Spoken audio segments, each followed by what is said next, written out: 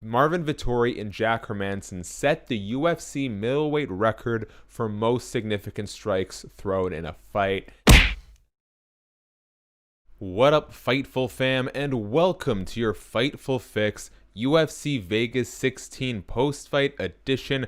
We're going to take a look at the main event between Jack Hermansson and Marvin Vettori and what it means for the rest of the middleweight division, plus shout out some of the great performances on Saturday's card. Now, before we begin, if you could please hit subscribe and tap that notification bell. Can't tell you how much that does for us, and a quick thumbs up on the video never hurts either. We really appreciate it. First up, Marvin Vettori takes a unanimous decision win against Jack Hermansson, and it was a big moment for the Italian dream. You know, Marvin is one of these guys that's been calling out opponents time after time after time, and it seemed like nobody in the top 15 wanted to give him a go. You know, Vettori's been a really interesting prospect, and it's only aged better with time. He gave Israel Adesanya the hardest fight of his career. You know, that and the Kelvin Gastelum one comes to mind, but it was a split decision win for Izzy. And you can say that, well, you know, Adesanya has improved leaps and bounds. That was early in his UFC run,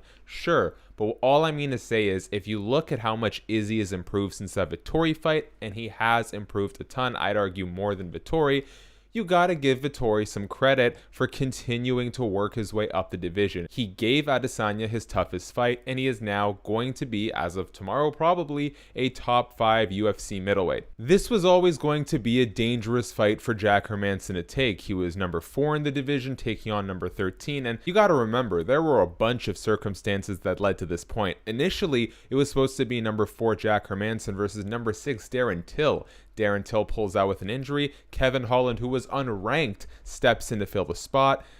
Kevin Holland had to pull out of the fight. He will now fight Jacare Souza next week instead. Marvin Vettori enters the picture. You know, Jack said it was really important for him to stay active, especially coming off of that super quick heel hook submission win over Kelvin Gastelum. He wanted to stay with the momentum, but you know that taking this kind of fight will always be dangerous, because not only has he lost his number 4 spot, but he's lost it to someone outside of the top 10. It probably will only push him back one spot on the ranking, but it never really looks good. So what happened in the fight? Let's just give it a quick recap. It basically, things started out as bad as they could for Jack Hermansson, and they got progressively better over time, but not enough to win him the fight. Marvin Vettori landed a hard right cross that dropped Hermansson, and it dropped Hermansson quick. The Joker was sort of curled up in a ball covering. Vettori was raining down strikes, and just as it seemed like the referee was ready to jump in there, Hermansson gets to his knees, grabs a leg, ends up in half guard, ends up in guard, survives the fight. And you got to give credit to Jack Hermansson, because he came out of that very tough first round, and he lost the second. It seems like he lost the fourth and the fifth on a lot of people's scorecards too. But as the fight went on, Hermansson stayed in Vettori's face. He made it ugly. He put a high pace on Vettori, and he took round 3 from the Italian dream. All credit to Marvin for bouncing back, but it's just to say, man, Jack Hermansson is super tough. He's got a ton of heart, and so does Vettori. So congrats to both men on their remarkable fighting spirit. In fact, if you want to know just how grueling and high pressure this fight was, Marvin Vettori and Jack Hermansson set the UFC middleweight record for most significant strikes thrown in a fight. That is insane. Afterwards, Marvin Vettori called out Paulo Costa. Costa, of course, coming off of that lopsided knockout loss to Israel Adesanya, the UFC middleweight champion. And at the UFC post-fight press conference, Dana White said that's a fight he would really like to see. Is it going to be next? Who knows? Dana's quite tight-lipped about matchmaking and leaves that sort of stuff to his matchmakers, but he said personally it's a fight that he's really open to. And you know, if we're gonna drop Marvin Vettori into Jack Hermansson's spot, top 4, there's only a handful of fights at middleweight that I think really make sense for the Italian. You're not going to give him a shot against Adesanya yet. You know, Adesanya is looking at the Jan Blachowicz fight, and Robert Whittaker is a more deserving opponent. although Adesanya beat Robert Whittaker not too long ago. But just about everything else makes sense. You know, you can give him number 2 Paulo Costa. I've got no problem with that. You can also give him number 3 Jared Cannonier. Darren Till's at 6. I know it'd be fighting back a little bit, but it'd still be a really good fight. I think basically at this point, there's no doing wrong with Marvin Vettori. As for Jack Hermansson, if he can turn around in a time that fits, I'd love to see the Darren Till rematch. I want to see if he's still a top 5 guy, and I think Darren Till will be the one to really solidify where Jack Hermansson is in regards to the title picture. If you're not going to do that fight, Derek Brunson, number 7, looks to be in the best form of his career and is due for a real test, and Uriah Hall, number 8, is coming off of that TKO win over Anderson Silva. So a quick shout out to tonight's bonus winners, Jack Hermansson, Marvin Vettori. They of course take fight of the night.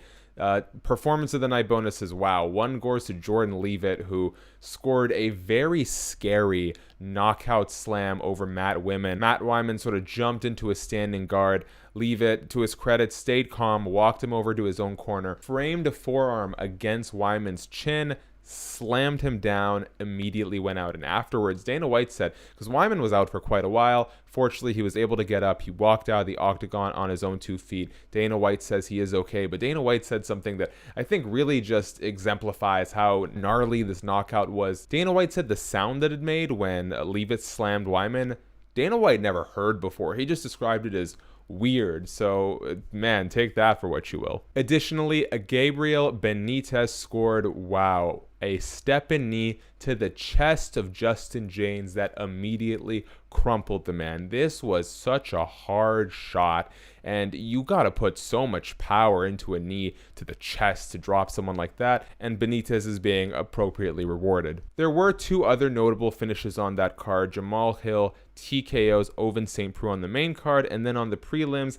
Ilia Topuria, awesome knockout of Damon Jackson, hurts him to the body, hits him to the head, out cold. Dana White said although those 2 guys did not get performance of the night bonuses, they will both be rewarded, you know, with a little under the desk check. And as we wrap up here, let's touch on a few other pieces of news coming out of the UFC Vegas 16 post-fight presser.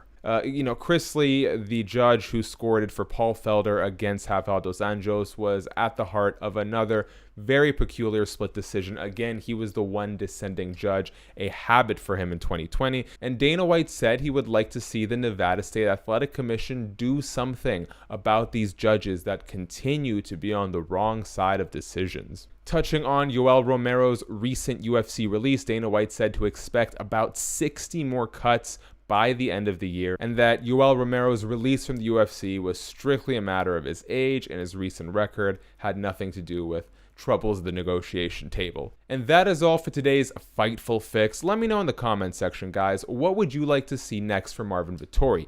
Do you like Paulo Costa? Do you want to see him fight a Darren Till, a Jared Cannonier, or is there someone I failed to mention at all? Like always, if you enjoyed this video, the best way you can help our channel grow, hit subscribe and tap that notification bell. Leave a like on this video. Can't tell you what those acts do for us. For Fightful MMA, I'm Shaquille Majuri, and stay tuned for everything Fightful and so delightful. Peace out.